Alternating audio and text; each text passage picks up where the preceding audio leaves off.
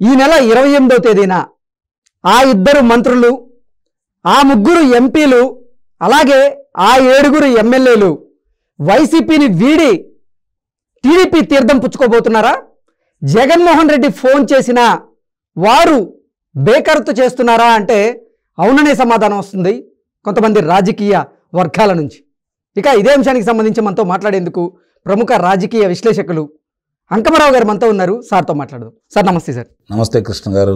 Sir ఈ నెల 28వ తేదీన ఆ 2 మంత్రులు, ఆ 3 ఎంపీలు, అలాగే ఆ 7 ఎమ్మెల్యేలు వైఎస్ఆర్సీపీని వదిలి టీడీపీ తీర్థం పుచ్చుకోబోతున్నట్లుగా జగన్మోహన్ రెడ్డి ఫోన్ చేసిన ఆ ఎమ్మెల్యేలు, ఆ ఎంపీలు, ఆ మంత్రులు బేఖారత్ చేసినట్లుగా ఒక వార్త ఇప్పుడు సోషల్ మీడియాలో చక్కర్లు కొడుతూ ఉంది.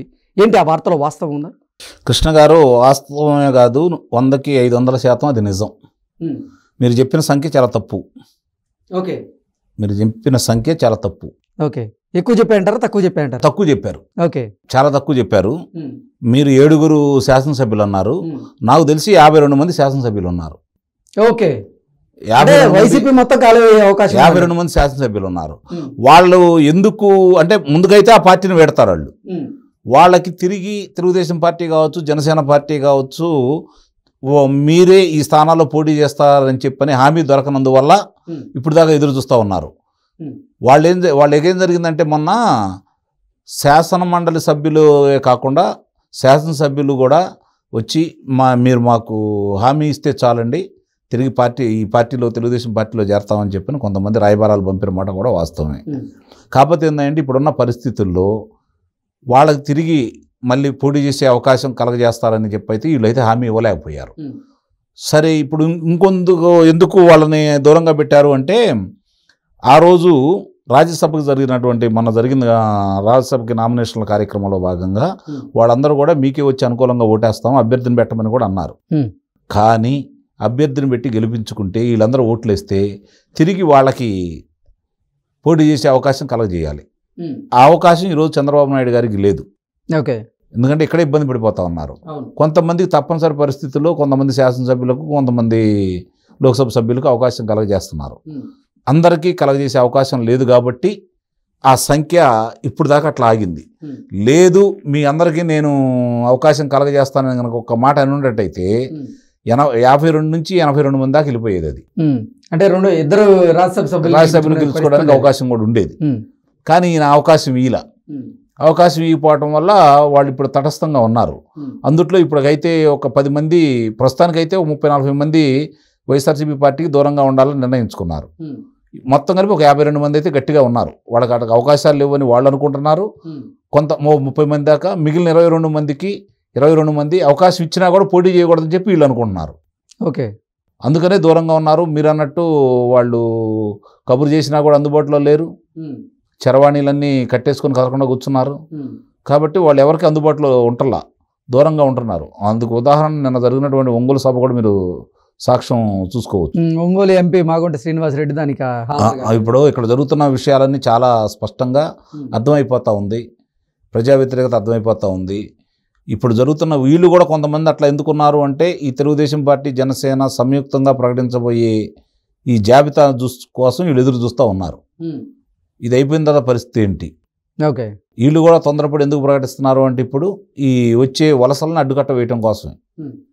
ఎందుకంటే వాళ్ళు కూడా ఆశావాహులు అవుతారు కదా. వచ్చి కలిసిన వాళ్ళందరూ కూడా మాకు అవకాశం కల్పించండి అనే అడుగుతారు కదా. అవకాశం కల్పించాలి అంటే ఈ అభ్యర్థులు ప్రకటించిన తర్వాత వాళ్ళు కూడా అటు నుంచి ఇటు రాకుండా ఆగుతారా, లేకపోతే ఆ పార్టీకి దూరంగా ఉంటారా అనేది వాళ్ళు కూడా ఒక నిర్ణయానికి వస్తారు. ఇప్పుడు వాళ్ళ పరిస్థితి ఎలా ఉంది అంటే కృష్ణ గారు, జరిగిన నష్టానికి, ఆంధ్ర రాష్ట్రానికి జరిగిన నష్టానికి, వైఎస్ఆర్సీపీ పార్టీ జరిగిన నష్టానికి ఒకే ఒక్క కారకులు 90% జగన్మోహన్ రెడ్డి గారు. ఆయనతో పాటు పంచుకుంటున్నామంటే 5 రెడ్లు.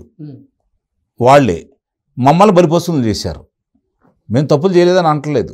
మేము చేసిన తప్పులు 10%, మిగిలినంతా 90% వాళ్ళే చేస్తున్నారు.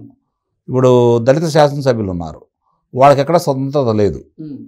మంత్రులు ఉన్నారు, వాళ్ళకి ఎక్కడా స్వతంత్రత లేదు. పైనుండి నియంత్రణ చేస్తూ ఉన్నారు. ఏ రోజు ఏది మాట్లాడాలంటే అదే మాట్లాడతారు. శాఖాపరమైన సమీక్షలు కూడా వాళ్ళకి సంబంధం లేదు. అసలు ఆ శాఖలో ఏ ఉన్నాయో కూడా ఇప్పటివరకు తెలియదు చాలామంది మంత్రులకి. సంతకాలు పెట్టడానికి మాత్రమే వాళ్ళు వాళ్ళు ఇచ్చినటువంటి పేపర్ని పంపిస్తే దాన్ని చూసుకొని మాట్లాడటం తప్ప ఇంక వేరే ఏం లేదు వాళ్ళకి. ఇవన్నీ వాళ్ళు కొత్త ఉడికిపోతూ ఉన్నారు. సమయం సందర్భం ఎప్పుడు వస్తుందని ఎదురు చూస్తూ ఉన్నారు. మమ్మల్ని బలిపశువులు చేస్తున్నారు. కాబట్టి అతను వ్యూహాత్మకంగా చేస్తున్నాడు, అందుట్లో మాత్రం నేను ఒప్పుకుంటాను. ఇప్పుడు ఇక్కడి నుంచి అక్కడ తీసుకెళ్లారు, అక్కడి నుంచి ఇక్కడ తీసుకొస్తున్నాడు. అతను ఒక వ్యూహాత్మకంగా చేసుకుంటూ వెళ్ళిపోతున్నాడు. కానీ ఈ వ్యూహాత్మకంగా చేసుకునే స్థానాలు చూసుకుంటా ఉంటే దళితుల చాట దళితుల్ని ఇవ్వాలి తప్పనిసరి పరిస్థితి. మిగిలిన చాట కొంతమంది బీసీలు ఉన్న చాట కూడా తీసేసి వాళ్ళ సామాజిక వర్గానికి ఇచ్చుకుంటూ వెళ్ళిపోతున్నాడు. ఇక్కడ ఏం జరుగుతుంది అంటే వాళ్ళ సామాజిక వర్గానికి సంబంధించిన వాళ్ళని ఎవరిని కదిలించట్లేదు. ఇప్పటి వరకు రాయలసీమలో పలానా వాళ్ళకి ఇవ్వట్లేదని చెప్పని ఏమి లేదు కదా. వాళ్ళకు సంబంధించిన వాళ్ళ సామాజిక వర్గానికి మాత్రం సీట్లు పదిలం వాళ్ళు పోటీ చేస్తారు. మిగిలిన వాళ్ళనే మార్చుకుంటూ వెళ్తున్నాడు. ఇప్పుడు కూడా అక్కడ కూడా వివక్ష చూపుతానే ఉన్నాడు ఆయన. అది వీళ్ళకి అర్థమైపోయింది క్షుణ్ణంగా. అది కొంతమంది బహిరంగంగా చెబుతున్నారు, కొంతమంది మనసులో దాచుకుంటున్నారు. వాళ్ళు ఎప్పుడు బహిర్గత అవుతారు అంటే రేపు ఎన్నికల సమయానికి ఎవరు వంతు చెయ్యి వాళ్ళు వేస్తారు ఈ ప్రభుత్వాన్ని ఓడగొట్టడానికి. కాబట్టి ఇందుట్లో కరుడు కట్టిన వాళ్ళు, జగన్మోహన్ రెడ్డి గారి అభిమానులు, తెలుగుదేశం పార్టీ కార్యకర్తలని, తెలుగుదేశం పార్టీ నాయకులని దుర్భాషలాడి నానా ఇబ్బందులు పెట్టిన వాళ్ళు మాత్రం తప్పని పరిస్థితుల్లో రేపు ఆ ప్రభుత్వం వస్తే మా పరిస్థితి ఏంటి అని చెప్పని ఒక రకమైన భయం కొద్దీ కొంతమంది రాయబారాలు నడుపుతున్నారు.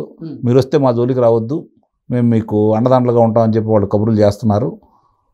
అంతవరకు కొన్ని రాయబారాలు జరుగుతున్నమాట మాత్రం వాస్తవం.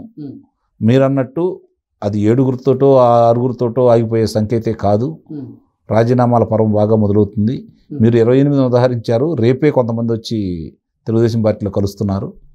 మిగిలిన వాళ్ళు 28 అంటే 28న ఉమ్మడిగా సభ ఏర్పాటు చేశారు కాబట్టి తాడేపల్లిగూడెం దగ్గర ప్రతిపాడులో అందరూ కూడా అక్కడ పాల్గొంటారని, ఎవరైతే ఉన్నారో వీళ్ళందరూ కూడా పార్టీలో చేరే వాళ్ళందరూ కూడా అక్కడికి వెళ్ళి చేరి ప్రజలందరికీ కూడా బలంగా సంకేతాలు అందుతాయి. కాబట్టి వాళ్ళు ఒక్కసారిగా అక్కడ 28వ తారీఖు నాడు అందరూ వచ్చేసి చేరితే వాళ్ళు ఎంతగా వ్యతిరేకిస్తున్నారు ఈ పార్టీని, ఈ పార్టీ ఎంత బలహీనపడిందని చెప్పని ప్రజలకు తెలియజేసే కార్యక్రమంలో భాగంగా వాళ్ళు ముందస్తు ప్రణాళికలు వాళ్ళు వేసుకున్నారు.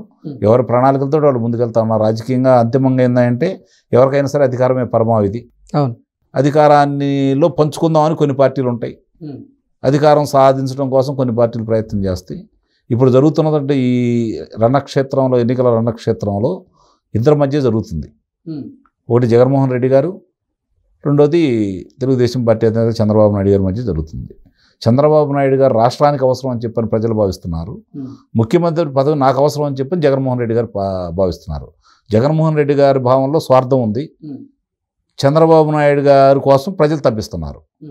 కాబట్టి అంతిమంగా ఏంటంటే ప్రజల కోరికే నెరవేరుతుంది. అక్కడ పార్టీల కోరికలు ఉండటం వేరు, ప్రజల కోరికలు ఉండటం వేరు. ప్రజలు ఎప్పుడైతే చాలా స్పష్టంగా కోరుకుంటున్నారో అధికార మార్పిడి జరగాలని చెప్పని, అది చాలా బలమైంది. దానికి కారణాలు కూడా ఉన్నాయి. కాబట్టి ఆ కారణాలే నిజమవుతాయని, వాళ్ళ కోరిక విజయవంతంగా పూర్తయిపోయి అధికార మార్పిడి జరిగిద్దని అయితే నేను భావిస్తున్నాను. Okay sir, thank you so much. Thank you.